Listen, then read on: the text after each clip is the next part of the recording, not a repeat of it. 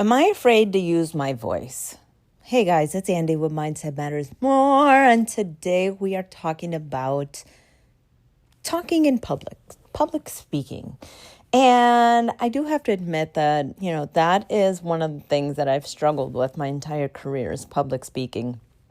And it wasn't until recently that I'd had a few epiphanies about being afraid to be in front of a audience. And so I want to talk about those epiphanies. And, if this resonates with you, hopefully it'll help you just be better overall public speakers. So the first epiphany, I don't even like using the word epiphany, but I guess that's what it is.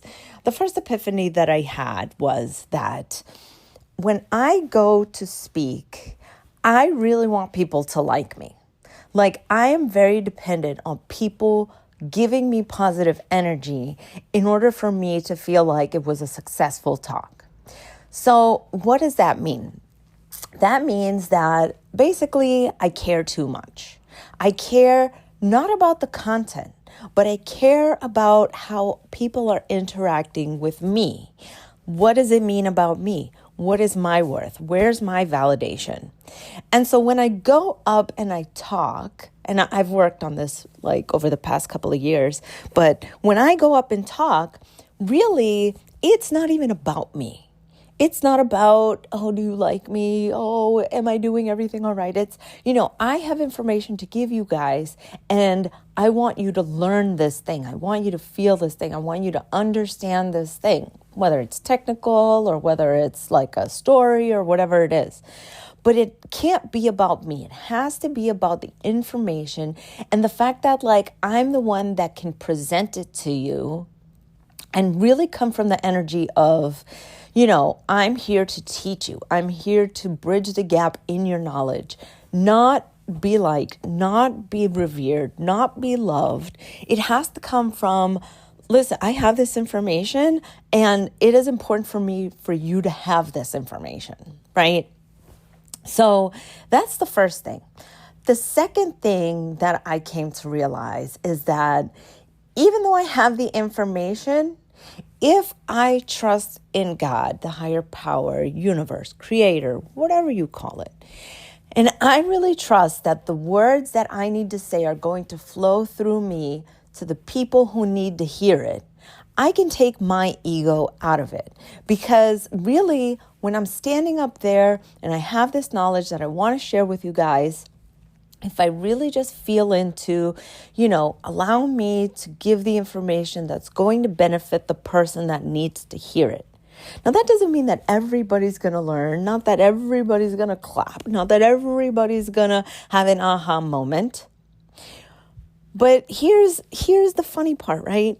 Is when I give a story, when I give a talk, when I'm sitting there and I really think I hit it home with this point, nobody freaking cares about that point. It's always about something else that I just said off the cuff or something that I didn't think was important or something that I didn't really put an emphasis on because to me it was just like a part of the story. And people will always connect not with the thing that I'm like, yes, this is the aha moment. Everybody's going to have their own aha moment. So you cannot drive what it is that people are going to get from your talk. So if you come from a place of just, I'm going to give the information, I'm going to share it with you guys, and you guys just do with it what you want, you take a lot of pressure off yourself and you really start to just speak from the heart. You really just start to speak from, this is the information, this is what I feel, this is how I see it, the end. I mean, obviously giving a speech, there's more technical structure to it, but that's really what it is that when you are presenting it and you're presenting it from, let me just give you this information because I want you to have your aha moment, not me direct your aha moment, you're going to see so much magic happen. And it's going to take the pressure off of you to make the funny joke, connect with the people where you want them to connect with you. That puts a lot of pressure on you. And it makes the situation really high stakes. So The third epiphany, and this is the epiphany that it's been really hard for me to come to, because really when I give a talk somewhere, I want 1,000 people to show up and 1,000 people to have an amazing time. But here's the amazing thing, is that if one person shows up and one person has an aha moment, my job is done. I did what I was supposed to do. So you have to really stop thinking about how can I make so much impact across the board with everybody versus that one person who really needs to hear what you have to say, and show up for them in that way. Show up for them in a way that is going to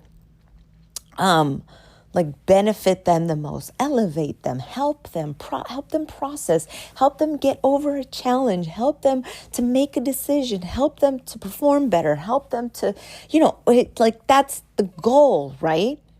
So if only one person shows up to your talk, give as much energy as you would as if 1,000 people showed up.